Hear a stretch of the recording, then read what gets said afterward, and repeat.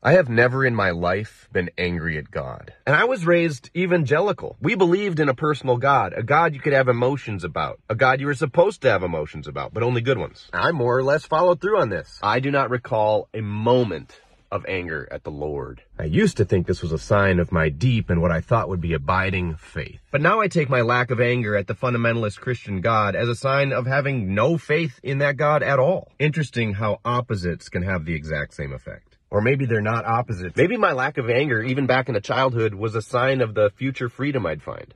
There were other signs. I also didn't pray. I did one time ask God to raise a lady from the dead when I was 6. That didn't work. And I remember laying in my bed, feeling like I was communing with the Lord for like 5 minutes one time. But the only reason I remember that is because it's the only time it happened. I just didn't pray. I prayed, which is an important part of being in the community. Everybody does it, even the true believers. You know, bow your head, say amen at the right time. There's nothing wrong with this. You need your group to know you're in. Now, I'm not saying I was never a Christian, though there are some people who would argue that. I'm saying that while for some people a mustard seed size of faith is enough to keep them faithful, the reverse can also be true. There I was, a faithful little fundamentalist, unaware that I had a mustard seed sized lack of faith, which could blossom over time into full-on faithlessness. Does mustard blossom?